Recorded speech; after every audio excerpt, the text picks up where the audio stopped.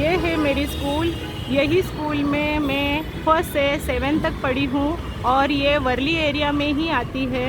और बहुत ही हमें जब भी हम यहाँ पे आते हैं स्कूल के सामने तो ये स्कूल की हमें बहुत ही याद आती है।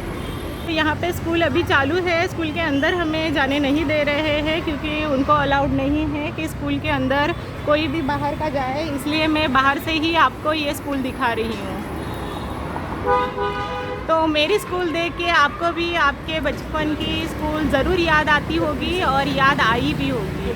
तो ये है मेरे बचपन की जो मैं फर्स्ट से 7 तक पढ़ी थी वो स्कूल है। अभी मैं आपको मेरे मुंबई का घर दिखाने वाली हूँ। वर्ली एरिया में मैं कहाँ पे रहती थी और हमारा क्वार्टर्स कहाँ पे था और मेरे पापा कहाँ पे नौकरी करते थे, ये मैं आपको ये वीडियो में दिखाने वाली हूँ। और वर्ली नाके से मेरे घर तक वहाँ पे अभी टैक्सी नहीं मिल रही है तो हम चलते चलते ही जा रहे हैं और बहुत ही थक गए हैं और गर्मी भी भयंकर है। यहाँ पे मुंबई में बहुत ही गर्मी है। अभी वर्ली एरिया से मैं चलते चलते ही जा रही हूँ मेरे घर तक, क्योंकि मेरे घर तक टैक्सी नहीं मिल रही है क्योंकि पास में ही है हमारा घर, तो कोई टैक्सी वाले आने के लिए तैयार ही नहीं है। तो चलिए मेरे पापा का घर मैं आपको दिखाती हूँ। अभी तो वहाँ पे कोई नहीं रहता है, पापा रिटायर हो गए। रिटायर होने के बाद वो सब मुंबई छोड़ के बाहर रहने चले गए हैं, लेकिन जो बचपन की यादें होती है, जो बचपन का घर होता है वो हमेशा याद आता है। तो वही घर देखने मैं आज जा रही हूँ। तो चलिए आपको भी दिखाती हूँ मेरे बचपन का घर और मैं कहाँ पे रहती थी वो भी आपको मैं दिखाती हूँ वर्ली एरिया में।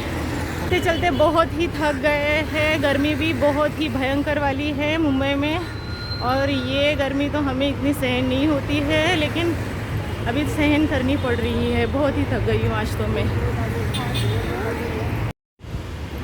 तो मुझे मेरे वर्ली के घर तक लाने के लिए, मेरी स्कूल दिखाने के लिए और मुंबई में लाने के लिए मैं थैंक्स कहना चाहूँगी मेरे हस्बैंड जी को, क्योंकि वो नहीं होते तो मुझे मुंबई दिखाने के लिए अभी कोई नहीं लाता और मेरी बचपन की यादें भी ज़िंदा नहीं होती।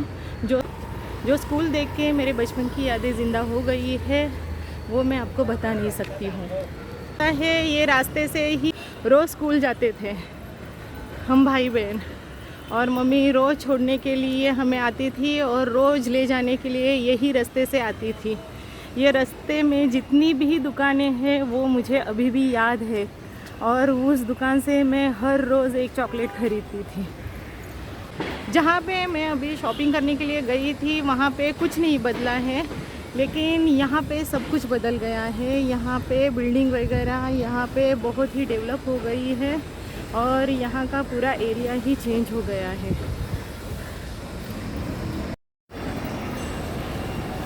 अभी मैं जब नाके पे गई थी जहाँ पे मैंने शॉपिंग की और मैंने मार्केट दिखाई, वहाँ पे जो दुकानें थी वही दुकानें हैं, लेकिन यहाँ पे बहुत कुछ बदला है। यहाँ पे बहुत ही डेवलपमेंट हुई है। यहाँ पे ये बड़ी बड़ी बिल्डिंगें खड़ी हो गई है। ये है हमारा पोस्ट ऑफिस। यहाँ पे ही हम आते थे जब पोस्ट की चिट्ठियाँ चलती थी। और सोनू ने एनर्जी ख़रीदी है। एनर्जी यानी यहाँ का दूध होता है ये, और ये उसे बचपन से पसंद था तो उसने देखा और उसे बहुत ही पसंद आया और उसने ख़रीद लिया।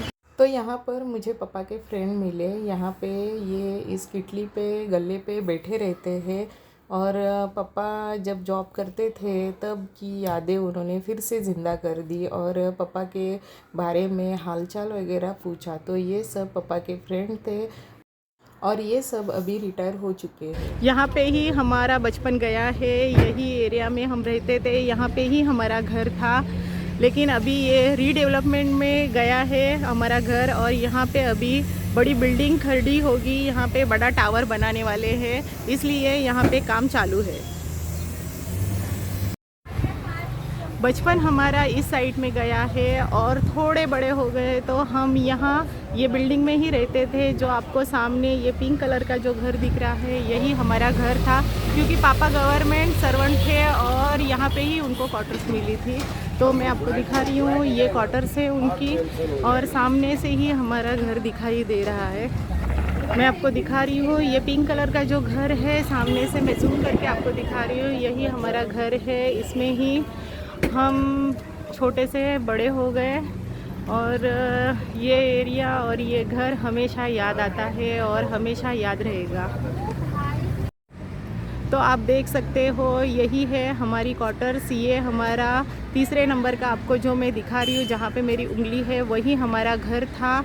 मैं 10 साल की थी तब हम यहाँ रहने आए थे। इसमें यही घर में मेरी शादी हुई, यही घर में मेरे बच्चे भी हुए और हर साल में वैकेशन में यही घर में हम रहने आते थे, क्योंकि पापा गवर्नमेंट जॉब में थे। और ये हमारा ये पूरा डेयरी क्वार्टर्स था। जो डेयरी के कामगार थे, जो ऑफिसर थे, वो सब यहाँ पे रहते थे।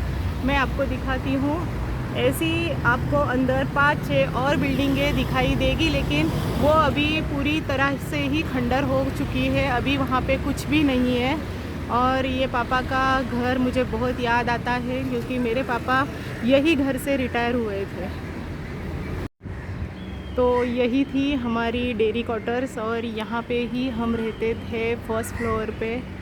आज देखो इसकी हालत कैसे हो गई है, बहुत ही दुर्दयनीय हालत है इस बिल्डिंग की।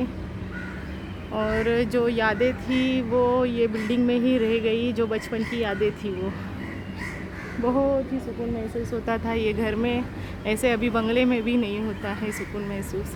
और ये लंबी चौड़ी आपको जो दिख रही है, ये हमारे पूरे डेयरी क्वार्टर्स को पानी, यही टंकी से हमें पानी आता था।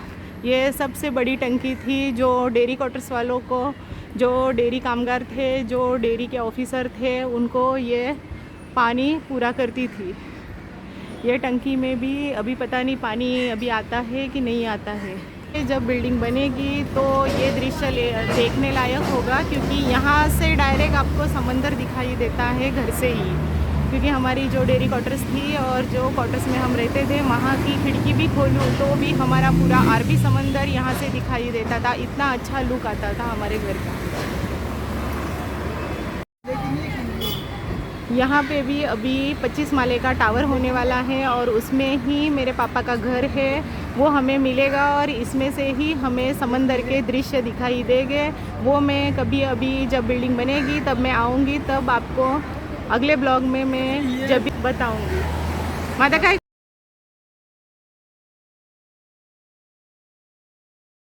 सामने के रास्ते पे आपको जो दिखाई देगी वो है वर्ली की आर्य डेयरी।